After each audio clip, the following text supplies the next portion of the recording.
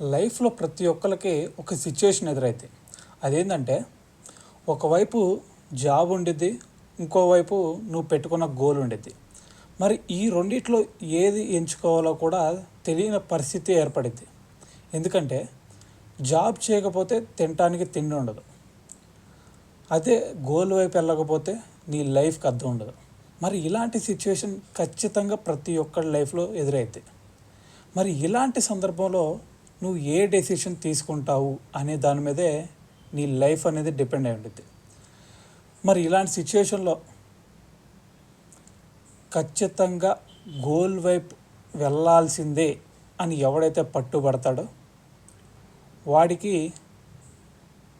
ఖచ్చితంగా సక్సెస్ తన్నుకుంటూ వచ్చింది.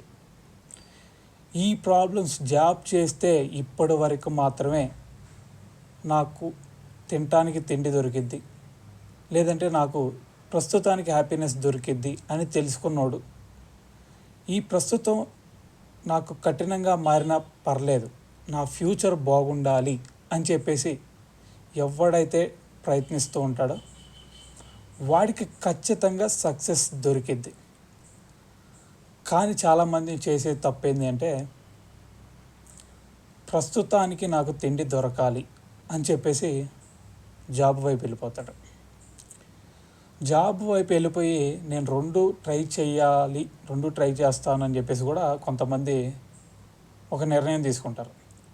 మరి దాని తర్వాత జాబ్ వర్క్ స్ట్రెస్లో పడి గోల్ పక్కకి వెళ్ళిపోవచ్చు. లేదంటే కొంతమంది నాకు జాబ్ వద్దు, నేను కారం మెతుకులు తినైనా బతుకుతాను అని చెప్పేసి నా గోలే నాకు ముఖ్యం అని చెప్పేసి వెళ్ళే వాళ్ళు కూడా కొంతమంది ఉంటారు. మరి వీళ్ళల్లో ఇద్దరు కూడా వాళ్ళ గోల్ కోసం ప్రయత్నిస్తున్న వాళ్ళే. ఒకళ్ళు ప్రస్తుతం అవసరాలకి ఎక్కువ ఇంపార్టెన్స్ ఇచ్చి గోల్ కోసం ప్రయత్నిస్తారు. ఇంకొంతమంది చూస్తే నాకు ప్రస్తుతం ఎలాగున్నా పర్లేదు, నా ఫ్యూచర్ బాగుండాలి అని చెప్పేసి ట్రై చేసేవాళ్ళు ఉంటారు. కానీ ఇలాంటి ఒక సిచ్యువేషన్ ఏర్పడినప్పుడు ఎవడైతే తట్టుకొని నిలబడతాడో వాడిని ఈ ప్రపంచంలో ఏది కూడా ఆపలేదు. ఎందుకంటే ఇలాంటి సిచ్యువేషన్ కంటే లైఫ్లో ఇంకా పెద్ద బాధాకరమైన సిచ్యువేషన్ ఎవడికి కూడా రాదు. మరి అలాంటి సిచ్యువేషన్ని నువ్వు జయించగలిగితే నిన్ను ఆపే మగవాడు ఎవడు ఉండడు. అలాంటి సిచ్యువేషన్ వచ్చినప్పుడు నీలో నుంచి 2.0 బయటకు వచ్చింది. ఎలాగైనా సరే లైఫ్కి నేనంటే ఏందో చూపించాలి అని చెప్పేసి ఫిక్స్ అవుతాడు ఎవడో, వాడిని ఏ శక్తి కూడా ఆపలేదు. అప్పుడే వాడిలో మొదలైతే కసి. అప్పటి వరకు టైంపాస్గా ట్రై చేసిన వాడు కూడా ఈసారి ఎలాగైనా సరే నేను క్రాక్ చేయాలి అని చెప్పేసి వాడిలో ఒక కసి మొదలైతే ఆ కసి నుంచే సక్సెస్ అనేది పుట్టుకొచ్చేది. మరి ఇప్పటి వరకు ఏ ఎదురు దెబ్బలు తినని వాడు కూడా ఎన్ని ఎదురు దెబ్బలు తినటానికైనా సరే నేను రెడీ అని చెప్పేసి ముందుకెళ్తాడు. సో ఇలాంటి సిచ్యువేషన్స్ని మనకి బాధాకరంగా మారిపోవచ్చు, కానీ అవన్నీ టెంపరీ బాధలు మాత్రమే. ఈ బాధలు నా లైఫ్లో ఒక పార్ట్ మాత్రమే, కానీ నా గోల్ అనేది నాకు పర్మనెంట్ అని చెప్పేసి ఎవడైతే ముందుకెళ్తాడో వాడిని సక్సెస్ ఎత్తుక్కుంటూ వచ్చింది. సో అయితే మరి మీ లైఫ్లో కూడా ఇలాంటివి ఖచ్చితంగా జరుగుతాయి, ప్రతి ఒక్కడి లైఫ్లో జరుగుతాయి. సో ఇలాంటి సిచ్యువేషనే మనకి ఎంఎస్ ధోనికి కూడా ఇలాంటి ఒక సిచ్యువేషన్ ఎదురైంది, విరాట్ కోహ్లీకి ఎదురైంది, రోహిత్ శర్మకి ఎదురైంది. ఇలాంటి సిచ్యువేషన్ చాలామందికి ఎదురైంది. అయినా సరే వాళ్ళకి గివప్ ఇవ్వాల.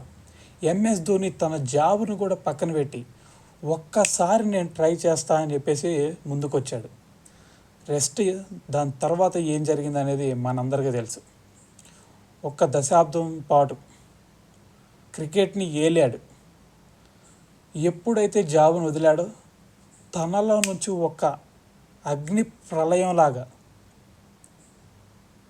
దాని తర్వాత ప్రతి బాల్ ఒక విధ్వంసంలాగా ఆడాడు. తనలో ఉన్న 2.1 బయటకు తీసుకొచ్చాడు. మరి అలాంటి సిచ్యువేషన్ ప్రతి ఒక్కళ్ళ లైఫ్లో అలాంటి సిచ్యువేషన్ ఎదురైతే అలాంటి సిచ్యువేషన్లో నువ్వు ఎలాగ దానికి స్పందించావు అనే దాని మీదే నీ ఫ్యూచర్ డిపెండ్ అయి ఉంటుంది. నువ్వు చిన్న చిన్న కష్టాలకు కూడా ఇలా అయింది అలా అయింది అని చెప్పేసి నువ్వు నిందించుకుంటూ పోతే ప్రతి దాన్ని లైఫ్లో నువ్వు నిందించాల్సిందే. సో కాబట్టి నేను చెప్పేది ఏంటంటే, కష్టం అనేది ప్రతి ఒక్కడికి వచ్చిద్ది. ఆ సిచ్యువేషన్ ఫేస్ చేయడానికి చాలా అంటే చాలా కుంగిపోతాం. అయినా సరే నీకు ఒక్కటి మాత్రం నువ్వు గుర్తుంచుకోవాలి, నువ్వు ఎక్కడికి చేరాలి అనేది, నీ గమ్యం ఏది, నీ గోల్ ఏది అనేది నువ్వు గుర్తించాలి. సో అది కనుక నువ్వు తెలుసుకుంటే నిన్ను ఆపే మొగాడు ఎవ్వడు ఉండడు.